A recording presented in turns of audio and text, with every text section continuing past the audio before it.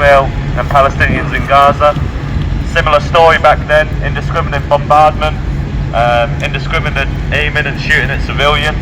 There was no distinction between Hamas and civilians, just like there is now, but this is on an unforeseen scale.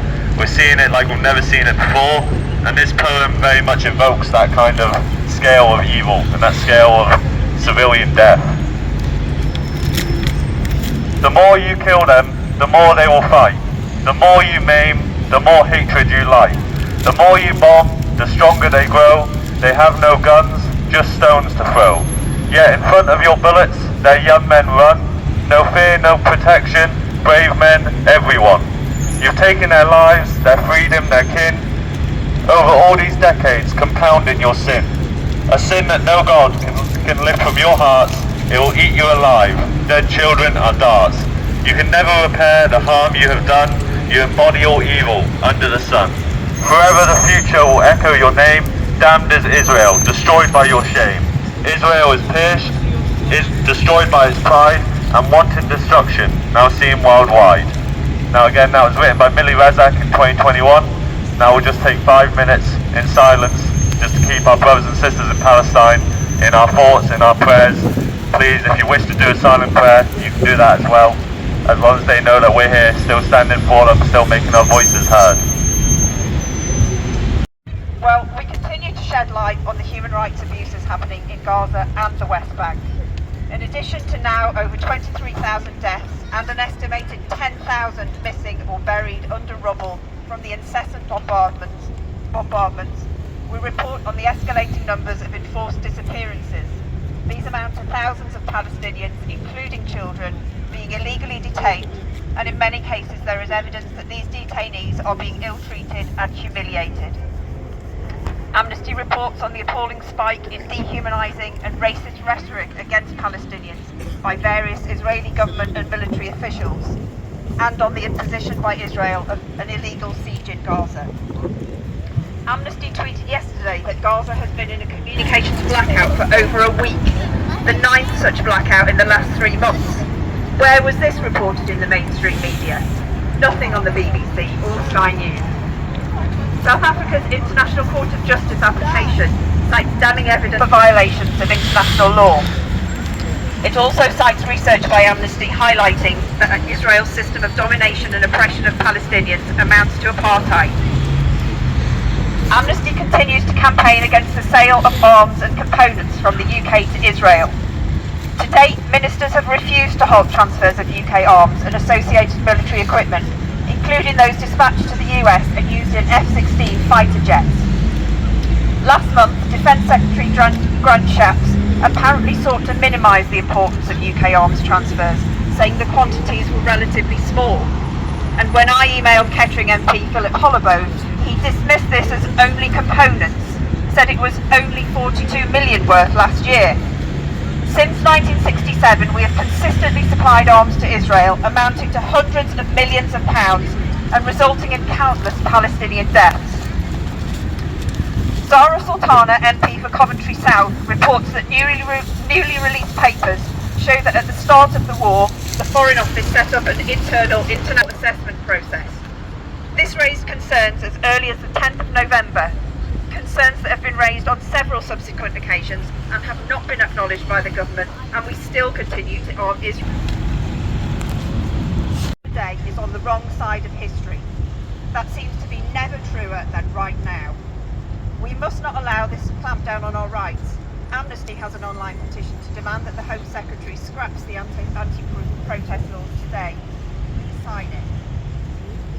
More than 100 school children and university students have faced harsh repression and censorship, including referrals to the government-led counter-terrorism programme Prevent, for displaying support for Palestine in the last 3 months. Amnesty campaigns against the Prevent programme because, amongst other things, it's racist.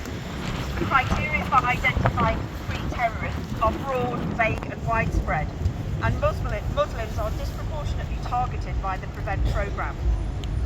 There have been reports across the UK of schools allegedly telling pupils to remove badges, stickers and t-shirts with Free Palestine, retaliatory measures against college students for tweeting support or joining pickets for Palestine, and claims of exclusions, suspensions and investigations and cancellation of pro-Palestinian events. And recently, counter-terror police stopped a teenage boy wearing a Palestine flag at a UK airport and demanded, "Have you been to any of the protests?" The 40-minute ordeal, which has been recorded, saw an officer repeatedly ask the boy and a family member about their views on the situation in Palestine and how often they had been on marches in London. They were handed a leaflet and told they were legally required to answer any questions under Schedule 7 of the Terrorism Act 2000. Those in power don't want us to be here speaking out. They are trying to criminalise us. They don't want us to show our solidarity, our humanity. But we will not be silent. In our thousands, in our millions, we are all Palestinians. Not like that, because Egypt profits about 9 billion a year through that canal in the transportation of things like oil. Now, the US, the UK, and Israel have all banded together to contract a deal that would have a canal that is a two-way canal, so they could double in profits, since Egypt has refused to work with them and have access to the Suez Canal. They want to build a canal through the north of Gaza. We now know that the north of Gaza is completely flattened. Again, this is all public knowledge. Coincidentally enough, Rishi Sunak's invested around 3 billion in BP, which is a gas company.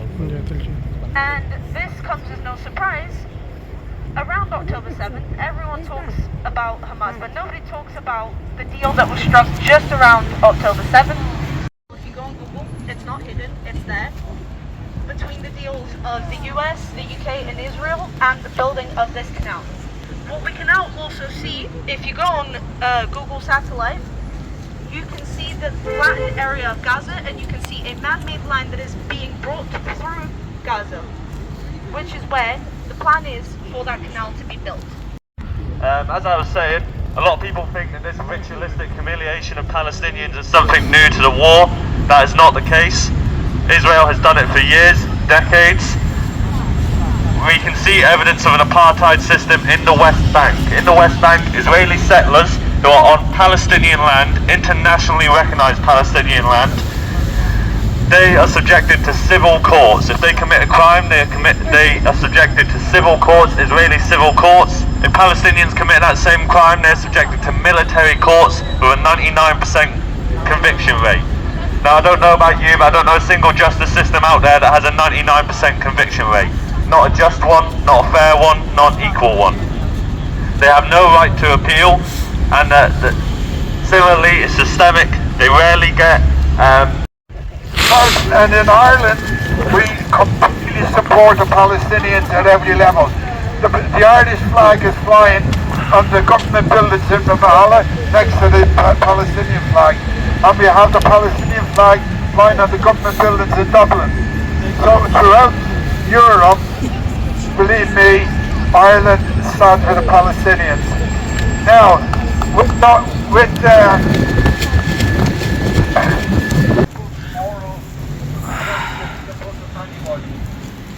Free Palestine.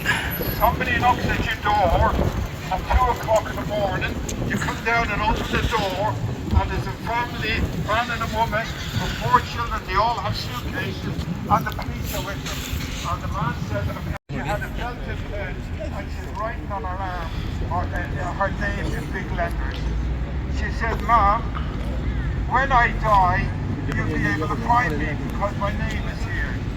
She has experienced so many children lost or dead. If she was going to be dead. Palestine is our core in the Israeli war. You see Palestine suffocate in pain. You know it is wrong from the feelings of your veins. Palestine are feeling isolated. This is why Israel is hated. Allah knows I have made a poem that rhymes. Allah knows that Israel made a big crime. Allah just started a fight. No, Israel just started a fight, but Allah will help Palestinians with all His might.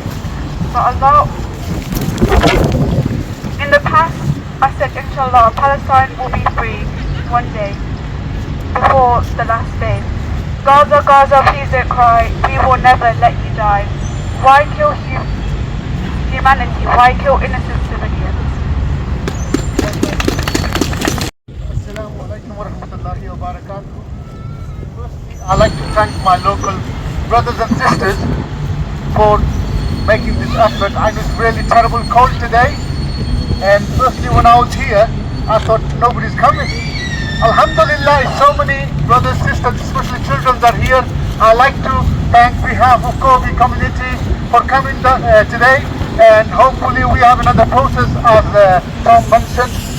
You can get all the updates from the Facebook as well. And thank you so much for coming and making it successful today. Jazakallah khair. Assalamu alaikum wa rahmatullahi wa barakatuh.